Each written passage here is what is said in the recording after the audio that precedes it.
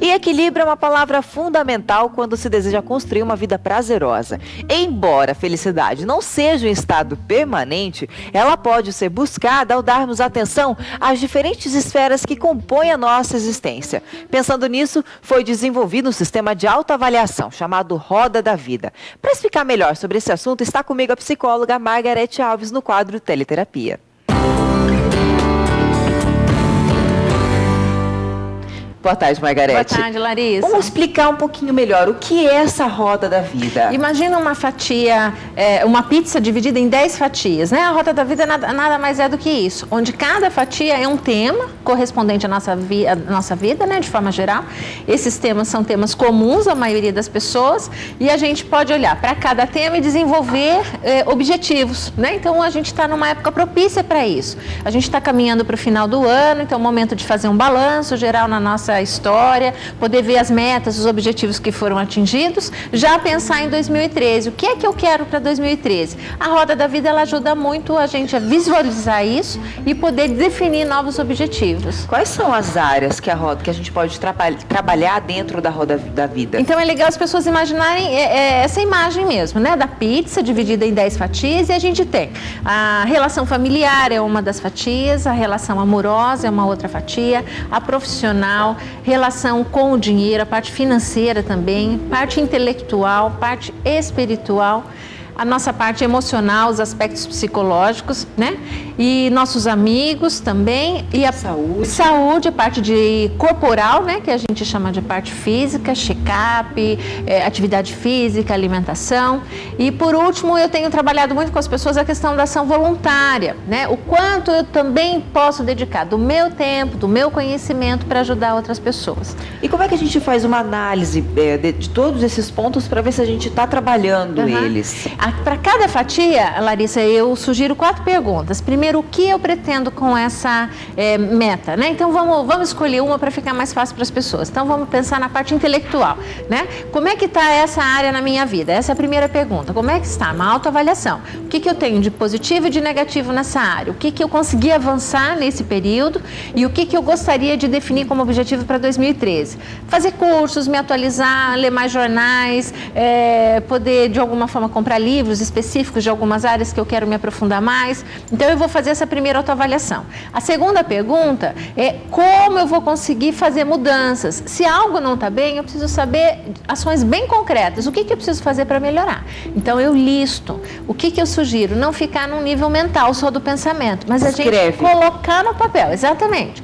Ou fazer no computador, ou colocar no papel, isso ganha uma força muito grande e internamente a gente se compromete muito mais com os objetivos. As pessoas, quando experimentam isso, elas confirmam, né? De que há um compromisso muito maior com aquilo que você está escrevendo. Então, feito isso, você vai ver ações bem concretas, atitudes que eu preciso ter para poder melhorar essas ações, né? Esse objetivo. Terceiro ponto em quanto tempo eu vou chegar lá? Né? Mas aí tem que ser uma meta real, né, Margarete? Real e acessível, né? Tem que ser. Às vezes as pessoas colocam metas muito. Por exemplo, emagrecer lá na saúde. Eu quero emagrecer 10 quilos em um mês. Não vai conseguir. Não vai. E isso gera uma frustração muito grande. Então é importante. Eu costumo dizer assim: quando a gente tem um objetivo muito grande, a gente vai fatiar esse objetivo, né? Então eu não preciso olhar para aquilo e falar, nossa, é um objetivo de 1 ano. Às vezes é até difícil acompanhar. Então eu vou fatiar. Nesse objetivo de 1 ano, eu vou pôr, por exemplo, a cada 2 meses eu vou olhar e vou checar para ver se aquilo está funcionando, se está dando certo, se eu estou chegando lá, para que daí ao longo desse 1 ano eu possa chegar ao objetivo final. Mas até chegar ao objetivo final, a gente tem objetivos intermediários, né? Então, dessa forma, a gente consegue montar o que a gente chama de plano de ação. A Roda da Vida nada mais é do que um planejamento. E é interessante porque, assim, mês a mês ou semana a semana, você vai olhando, você vai investigando, você vai vendo se aquilo está, de alguma forma, chegando, né, aonde você quer, que atitudes te aproximam mais do objetivo, o que você faz que de repente te afasta do objetivo. Então isso leva as pessoas a ampliarem o nível de consciência. Quando a gente não escreve e deixa, né, ao longo do ano as coisas correrem sozinhas, eu costumo dizer assim, imagina que você está à deriva no mar, né? Você perde o controle, você perde totalmente o controle, você perde o rumo, você fica sem direção. Então os objetivos são fundamentais na nossa vida. E a gente precisa estar em harmonia com todos esses objetivos para ter um equilíbrio, Margarete? Eu diria que é difícil, mas é algo que a gente precisa buscar a vida toda, né? Às vezes a gente costuma se dedicar mais para aquilo que a gente gosta. Então, você investe muito, por exemplo, na fatia profissional.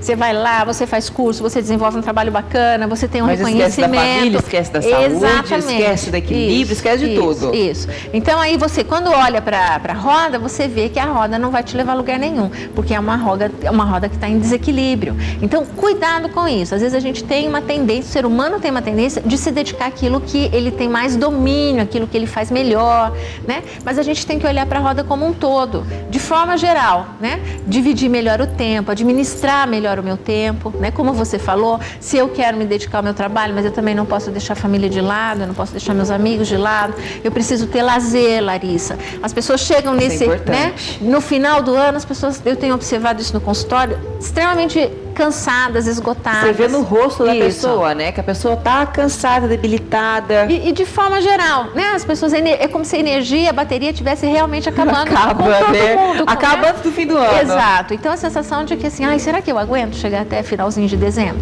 Por que isso acontece? Porque geralmente nessa época, outubro, novembro, dezembro, a gente deixa o lazer de lado, né? Porque você tá numa reta final e a tua rota significa atingir objetivos que ainda não foram atingidos. Aperta, né? Exato. Então, o cansaço, às vezes até um sentimento de tristeza, de melancolia, de depressão, acaba aparecendo. Então, é importante não deixar o lazer de lado. Hobbies, né? Fazer coisas que você gosta, que você percebe que recupera a tua energia, que vai encher o teu tanque emocional, que vai fazer com que você fale, opa, né? Legal, eu tô com mais energia, amanhã começa tudo de novo, mas eu tô inteiro novamente. E não esperar que nas férias a gente vai recuperar essa energia. Porque não recupera. Não recupera. É muito pouco, né, o tempo que a gente tem de férias. Geralmente é uma semana, 15 dias. No máximo, não dá né? para recuperar o que a gente perdeu no ano inteiro, Exatamente. Né, Margarete? Sem contar que as férias, querendo ou não, por mais que sejam bacanas, legais, elas nos trazem algum nível de estresse também. Principalmente depois, né? Depois, você chega, você percebe. Às vezes você vai para um lugar, você viaja, você tem N compromissos, é uma correria também, tem horário. Gasta demais. Gasta, às vezes chega preocupado com a questão do dinheiro, às vezes viaja com criança e você tem que ficar correndo o tempo todo.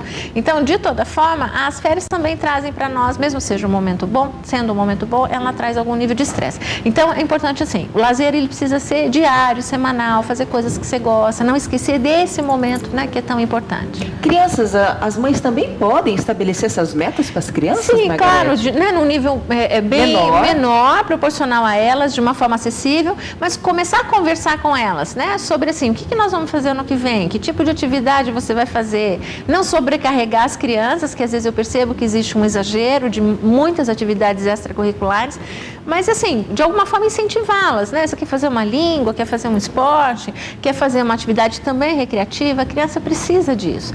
E acompanhar a criança para não deixar que ela desista, né, no meio do caminho aí, que às vezes a criança fica cansada e acaba não dando conta. Ou seja, a mãe tem que estar sempre monitorando. Acompanhando. Né? As crianças são seres em treinamento, né? Então ela precisa de um técnico, de um coach, né? E pai e mãe são os melhores, né? Os mais preparados para fazerem isso. Quem quiser saber mais, vai ter informações no seu site sobre o tema, exatamente. Né? No site, em artigos, margaretealves.com.br, as pessoas podem encontrar lá mais informações. Ou mandar pergunta direto para você isso, no por e-mail, por telefone, né? Eu retorno e a gente conversa. Sempre. Obrigada, Margarete. Eu que agradeço. Obrigada mesmo pela sua presença hoje. Até a próxima, quinta-feira. Até a próxima, sim.